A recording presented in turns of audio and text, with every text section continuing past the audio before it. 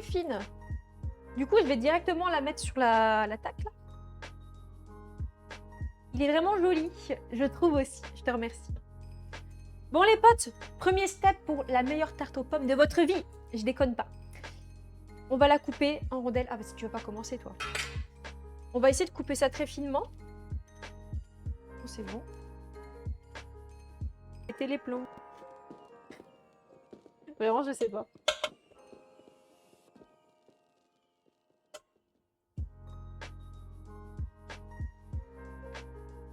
Ça va pour l'instant. On verra au fur et à mesure, vous me direz.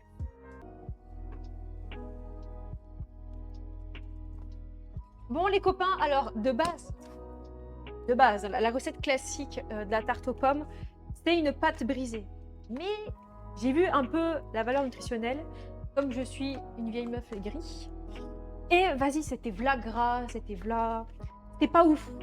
Et alors là, j'ai pris une pâte, c'est pâte à flamencuche, je sais pas si je le dis bien. Donc, on va faire avec ça. C'est une pâte à tarte plus fine. C'est moins gras, donc j'ai pris ça.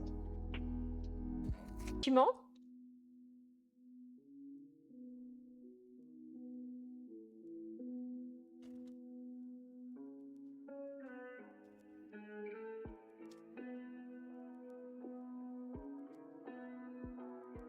En fait, ça va être une... ça va avoir la gueule d'une pizza, le truc.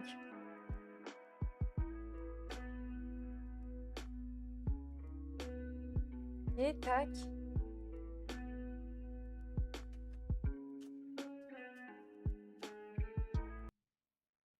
Bon, là, je vais pas mettre le pot de compote entier. Parce que comme dit, la pâte, elle est fine, les mecs. Donc, on va pas non plus en mettre de trop.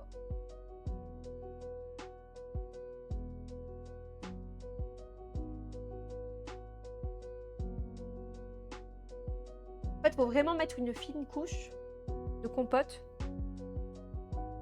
Moi, j'ai pris, comme je vous ai dit, pomme. Ça va être insane, sûr.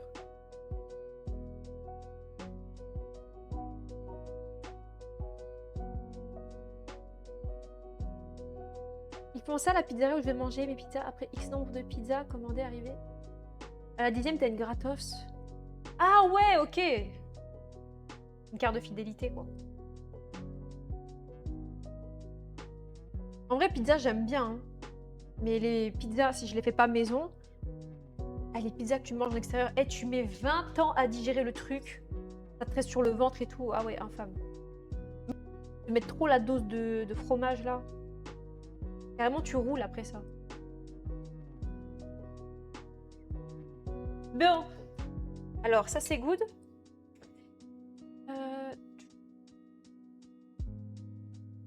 Alors là, il faut joliment, ils ont dit joliment disposer les pommes. Alors, je ne sais pas si ça va être joli, mais je tente le coup. Never give up, les mecs.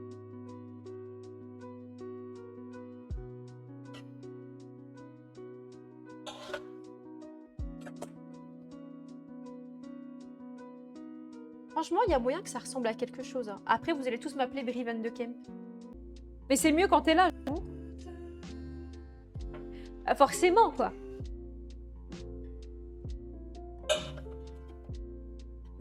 J'ai une question, tu vas laisser ça au four combien de temps? Alors, normalement, ils disent de mettre 15 à 20 minutes, mais comme c'est une pâte un peu spécifique, je dois la surveiller aux alentours des 12 à 13 minutes max. Bon, elle c'est pas fini. Ensuite, on vient mettre de la cannelle. Où elle est ma cannelle? Hop. Bon, alors là, on va faire attention parce que la fois passée, j'ai eu la main trop légère sur la cannelle. C'était dégueulasse, il y en avait beaucoup trop. Donc, on va essayer de doser. Je vais essayer de doser, ok?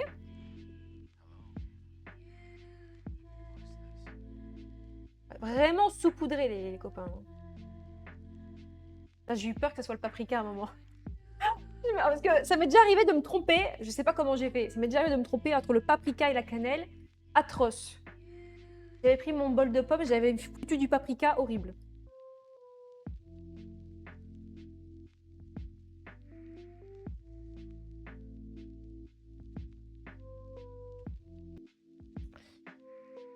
Bon, les rebords, j'ai déjà plié. Peut-être là. Oh, c'est bon. Bon, du coup, là, on peut venir mettre 2 petites cuillères à café. Et ça, c'est le moment préféré, ça. Le moment tant attendu.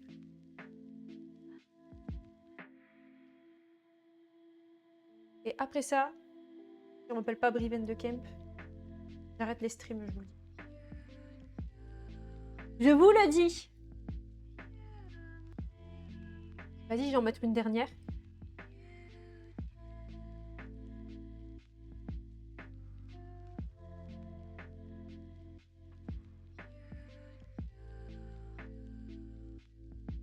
Ok.